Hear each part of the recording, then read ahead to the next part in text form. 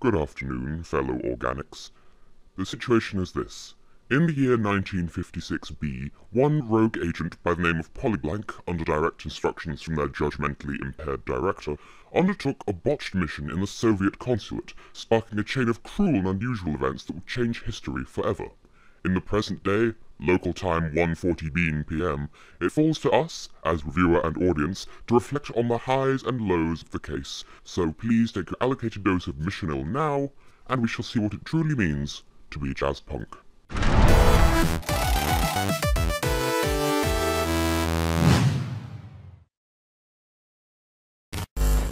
Hello everyone, I am Tessellating Hexagons, and come on, I'm talking about the delightful little enigma that is Jazzpunk, a game that aligns entirely too perfectly with my obnoxiously surreal sense of humour as it is. So what, if not a suitably bizarre opening skit, were you expecting?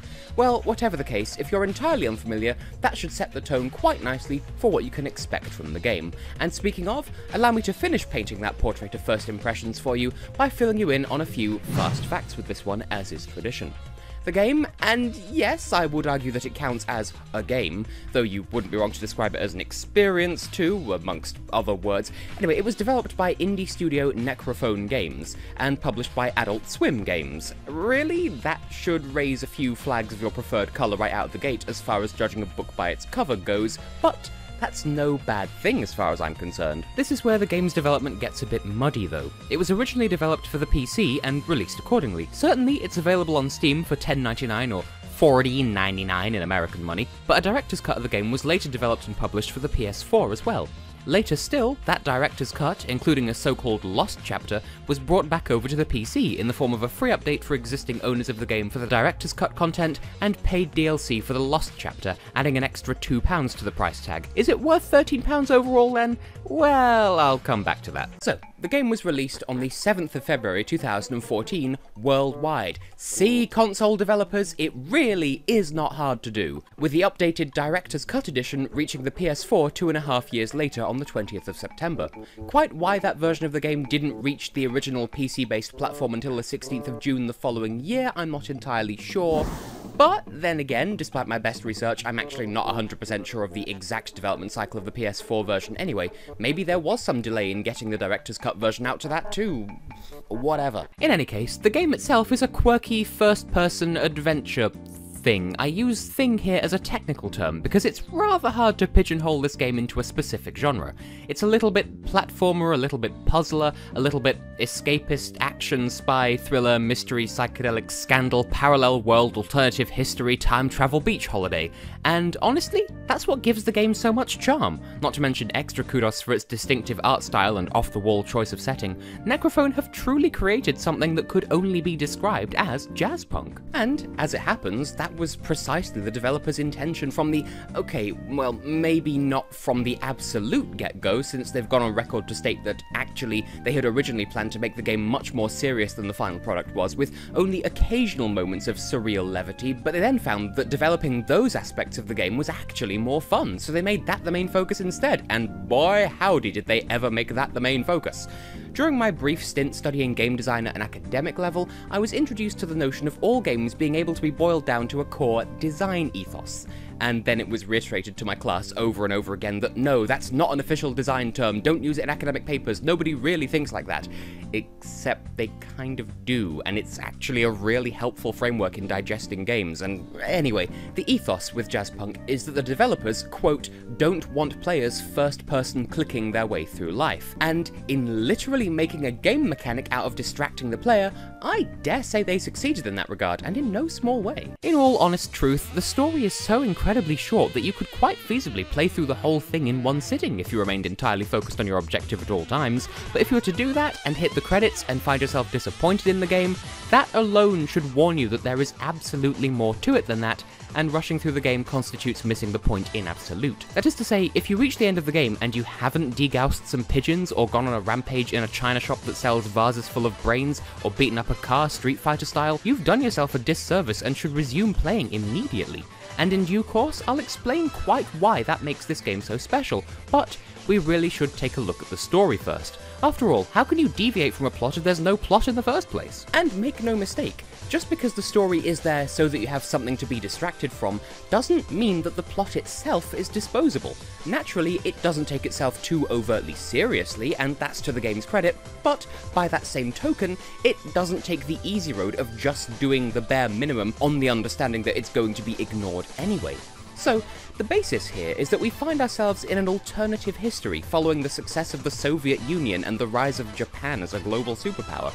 Despite the year being 1956B, though some in-game sources even dispute that, there are some crazy advances in technology, with robots and androids of all types roaming the world as equals to organic people, and healthcare consisting of effectively adding computer parts to your internal organs, or should I say, your wetware. In this deliciously off-piste parallel world, we take on the role of Polyblank, a secret agent to some nameless organization who receives a series of essentially random tasks from their alcoholic cloud cuckoo-lander of a director.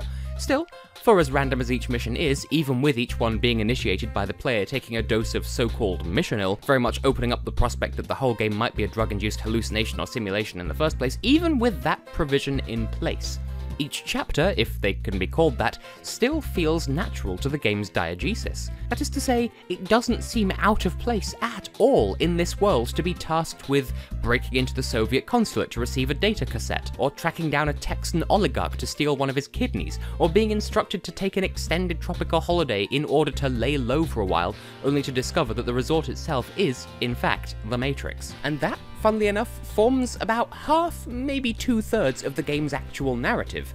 Upon escaping Kai-Tak Resort and literally breaking the internet from the inside, Polyblank returns to the director's base of operations to receive their next mission briefing, only to discover that both the director and his secretary have been kidnapped by the game's antagonist, the editor, whom Polyblank briefly encountered at the holiday resort earlier, and that leads into the game's final chapter. Complying with the editor's demands, Polyblank goes to a penthouse apartment armed with nothing but a can of pesticide, and for nothing more than a cheap joke about debugging a kitchen infested with rogue computer chips, to try and rescue the director. Unfortunately, and unsurprisingly, this turns out to be a trap laid by the editor, who takes Polyblank hostage too, challenging them to a game of sport, where the prize is the director's life. This features a humorous mashup of golf and pool, and a heartfelt pastiche of Nintendo's Virtual Boy in a game of 3D tennis that I find to be bizarrely reminiscent of the 6th stage of Parappa the Rapper 2. Sandwiched between those two is what I find to be one of the best jokes in the whole game.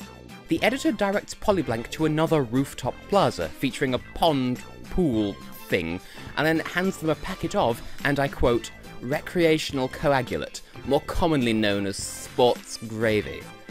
I don't know if that's meant to be a pun based on something, it just tickles me, it's surreal. Anyway, Polyblank applies that to the water so it all turns into gravy, or sports gravy to be precise, and is given a remote control in preparation for a race that pays homage to Wave Race 64 of all things. But instead of featuring jet skis, the race is held between, come on, there's no way you haven't seen this coming from a mile away at this point, gravy boats. In honest truth, it actually doesn't matter if you win at these 3 minigames or not. They're heavily weighted against you, unless it occurs to you to jump the net in the tennis game and smack the editor over the head with a virtual lawn chair, but if you win, in absolute politician style, he simply declares it to be part of his strategy of reverse winning, and demands that you crown his victory anyway. This, however, leads to his ego swelling up so much that Polyblank can literally kill him by bursting him with a pin. Well, that's one way to save the day, I suppose. From there, Polyblank half rescues the director. It involves turning him into the player's choice of either an alligator or a crocodile, but at least the man's free. As a matter of duty, however, he feels it pertinent to eat Polyblank, so fans of Vor rejoice, I guess. I'll be over here being disgusted like most people. In the director's innards, we find the game's end credits, as well as a recorded message from the man himself for just such an occasion. Polyblank takes one last round of missional, and the game ends. So, totally normal story through and through, right? As I said before, on paper, it seems really short, and you wouldn't be wrong to view it that way, provided you only focused on your objectives 100% of the time, but that's not the point, and it never was to begin with. Granted, the game doesn't explicitly state as much, but given the way it refrains from pushing you towards your destination with any particular haste, it's fair to say that it at least implies that you should poke around your immediate environment for a while before you push forwards. Let's take the first main chapter as an example. When you first emerge, you're facing your goal, the Soviet consulate building, with floating text in front of you telling you your objective. And that's it. You could go straight into the building, and in fact you need to in order to solve the first required puzzle of the game and thus progress, but the game doesn't railroad you into doing that. I mean, for goodness sake, you start in a wide open park, Xerox Park to be precise, with a good few interactable NPCs in it. Look around for them and you'll stumble upon an overpass that leads to the surrounding streets pretty easily. So as good as every few paces, there is something to distract you in the first area alone, including a full-on side quest of sorts, the only one in the game that has some degree of persistence to it too. You do this weird little scavenger hunt across town and your reward is the task of smuggling a pigeon, quote, into the next level. Sure enough, if you do that and then beat the chapter, the pigeon will be released automatically at the start of the next area. And it doesn't stop there. Even on the required path through the Soviet consulate, there's distractions around every corner. So the odds of you completing the chapter and moving on without encountering something weird and random are actually incredibly slim. And the ethos in doing that is to get the player to learn that there is no penalty for discovering these side distractions. Sure, they don't add to your story progression, but they don't punish you for indulging in them either. And for the wacky, surrealist approach to these side things, if anything, it could be considered a reward in its own right to find out what the hell the developers could possibly come up with next, especially given the sea of potential puns pertaining to, I don't know, pop culture, technology, anthropology, history, anything. Goodness knows how much they had to play with here, because there is a lot of variety from the sea of jokes they throw together here. It's also worth bearing in mind, amidst all of this, that the game has a relative deluge of achievements, all of which are tied specifically to these optional random side things.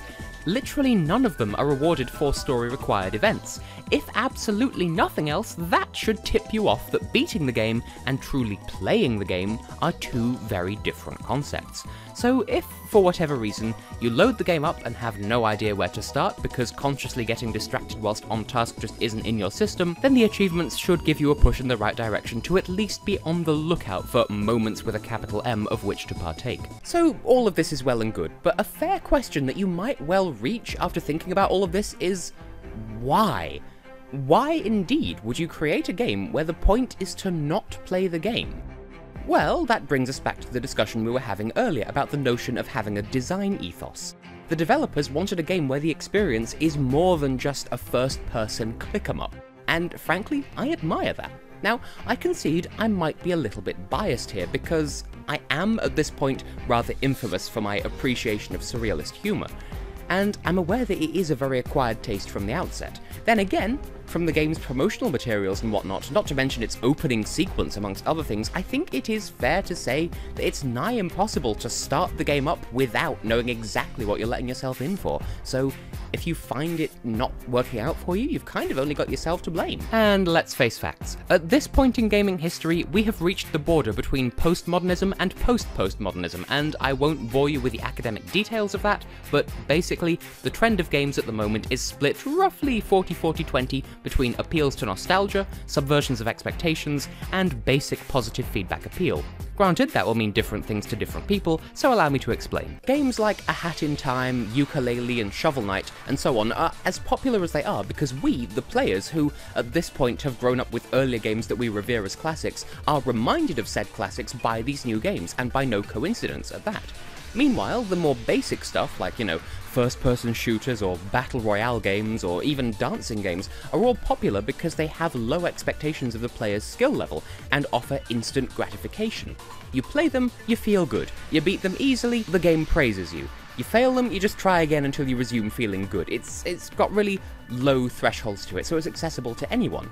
Even the rush of being jump-scared by the likes of Five Nights at Freddy's or that old standby that is Slender, all of that still qualifies as a means of feeling, in its own way, good, because the game is making you feel something. Granted, it's a disposable emotion delivered by a cheap means, but it's still an emotional response nonetheless, and as gamers we crave that. And then there are games that subvert expectations, games that paint themselves as one thing only to emerge from the closet as something else entirely, like Doki Doki Literature Club, or, not to totally date-stamp the writing of this script, Baldi's Basics in Education and Learning. We enjoy these games because they take concepts that we understand and undercut them in ways we couldn't possibly expect. We end up with a visual novel that knows it's a game and goes full-on yandere to break the fourth wall and be with you. We end up with a low-budget edutainment game whose garbage 90s-style 3D graphics try to murder you, and we like this because it makes the familiar unfamiliar all over again.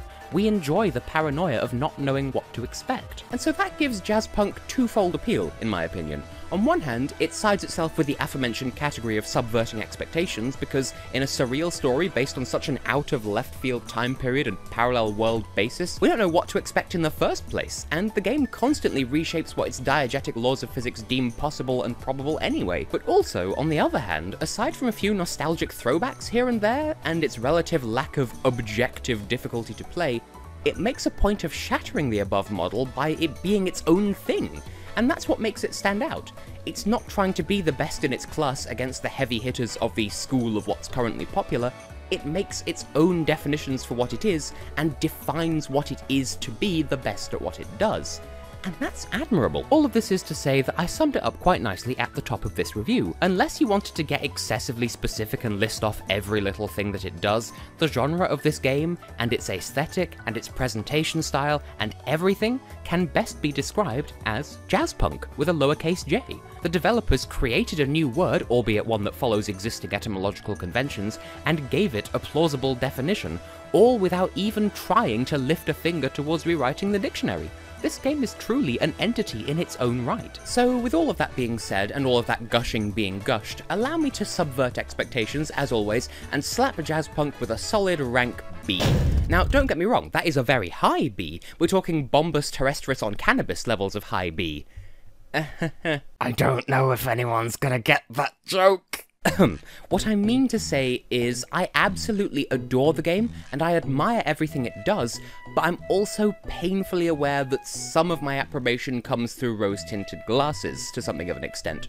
For one, I'm literally 2 weeks away from graduating at the time of making this video, and I will have graduated university by the time most of you lovely people see this on YouTube.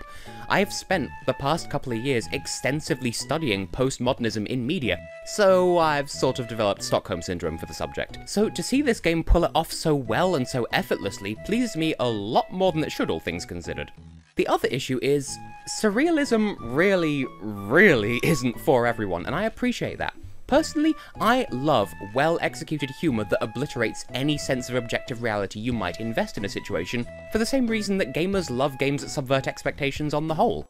I enjoy the unpredictable, but there are people out there who, just as vehemently as I approve of this game, will simply not get it, whether by choice or otherwise, and that's fine. Some people will look at, for instance, the flock of toasters, or the sports gravy, or the zebra melons, and say, why is this meant to be funny? And I get that. So sure, that means I might technically be marking this game down for not appealing to literally everyone's tastes, and that isn't entirely fair, but I want to acknowledge within my grade that in embracing surreal humour to as much of an extent as this, it is appealing to one demographic at the expense of the opposite end of the mainstream.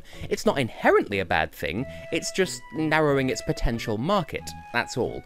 Not everyone is going to get it, which is fine on an artistic level, and I celebrate that. It just might hurt the game's overall popularity, and I am somewhat wounded that my grade here is being somewhat dictated over whether or not the game is profitable by its popularity, and that's not my intention here, it's just some people reverse get surrealism, so... Well, I'll leave that thought with you for now. Mull it over and draw your own conclusions. That's my ultimate goal with these videos. Think for yourself. In the meantime, I need to be loving you and leaving you, but before I do, as always, I must award the usual shout out of thanks to the lovely people who support me on patreon.com/Teshex. They get to see this video a whole month before you do, and if you sign up, which you can do for as little as $1 per video, then not only do you get a whole host of other delicious perks anyway, you also get 2 new videos available right on the spot just for joining, but it has to be your decision to do so. So I will leave that notion with you. For now though, I have been, and will continue to be, Tessellating Hexagons, and I hope you can join me for my next transmission. Over and out.